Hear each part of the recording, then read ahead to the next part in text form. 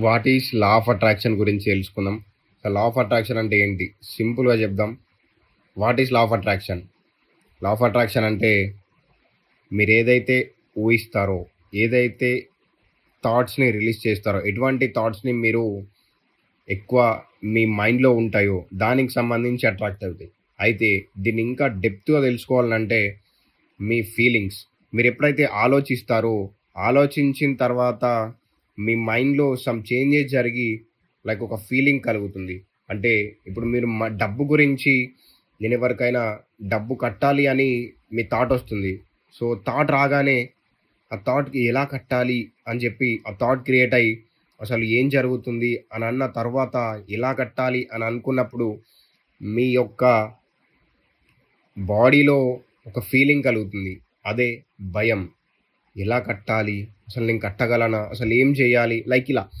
So, like మీ బాడీలో some changes జరుగుతున్నాయి అనంటే, లైక్ టోటల్లీ ఒక ఫీలింగ్. అంటే ఒక ఫీలింగ్‌ని మీరు ఎప్పుడైతే రికగ్నైజ్ చేయగలుగుతారో, మీ యొక్క ఫీలింగ్ అర్థమవుతుంది.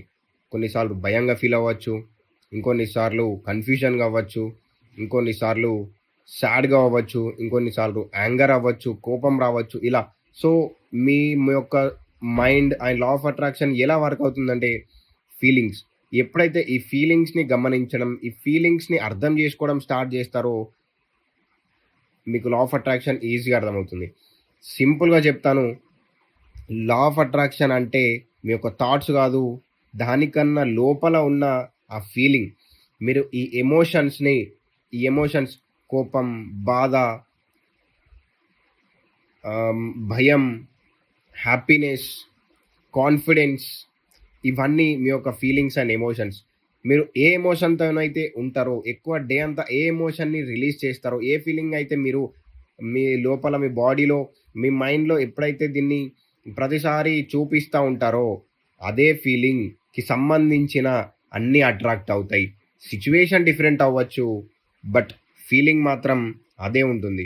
సో, ఎప్పుడైతే మీ యొక్క సబ్‌కాన్షియస్ మైండ్ ఫీలింగ్‌కి సంబంధించి ఎన్ని ఫీలింగ్స్‌నైతే నువ్వు తీసుకొనొస్తావో, ఆటోమేటిక్‌గా దానికి సంబంధించిన అన్ని ఆ ఫీలింగ్‌కి సంబంధించిన ఆ సిట్యుయేషన్స్ అన్నిటిని అట్రాక్ట్ చేస్తది.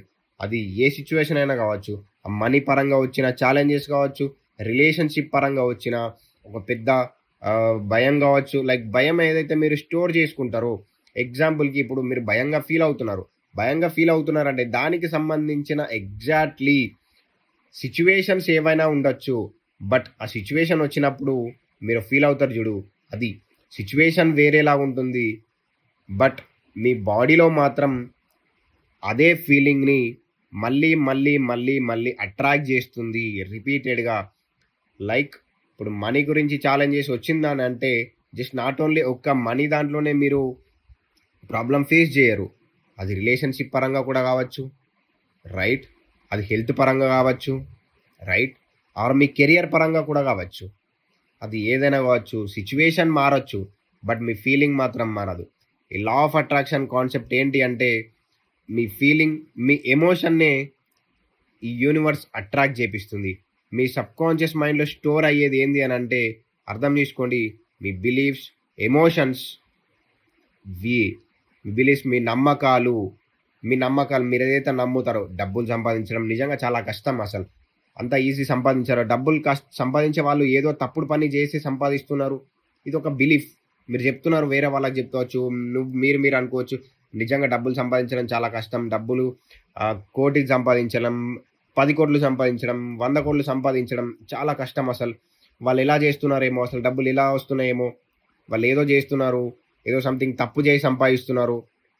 అలా అనుకోవడం లైక్ బిలీఫ్. మీరు నేను ఇంతే సంపాదించగలను. ఇప్పుడు మీరు 30,000 సంపాదిస్తున్నారంటే ఓఎస్ నేను 30,000 సంపాదిస్తాను అని. లేదా మీరు 10,000 సంపాదిస్తే నేను 10,000 సంపాదించగలుగుతున్నాను.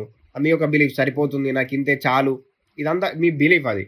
లైక్ అదొక ఆహ్, ఒక కంఫర్ట్ జోన్ లాంటిది. మీరు ఎప్పుడు కూడా కంఫర్ట్ జోన్ నుండి బయటికి రాడు. కంఫర్ట్ జోన్ నుండి బయటికొస్తే లైక్ ఇదొక కంఫర్ట్ జోన్ అనేది ఇదొక పెద్ద టాపిక్. సో, దాని గురించి కూడా నెక్స్ట్ వీడియోలో నేను చెప్తాను. కంఫర్ట్ జోన్‌లో ఎప్పుడైతే ఉంటావో, కంఫర్ట్ జోన్‌ని దాటుకొని వెళ్ళాలంటే సమ్ కైండ్ ఆఫ్ మీకు ఛాలెంజెస్ ఫేస్ చేయాల్సొస్తది. లైక్ సమ్‌టైమ్స్ అన్నిటి గురించి ఆలోచించాలి. ఫియర్ వస్తది. And also like knowledge something ఇలాగ చాలా ఉంటాయి. సో, ఆ ఫేజ్ నుండి ఎలా బయటికి రావాలనేది నెక్స్ట్ వీడియోలో నేర్చుకుందాం.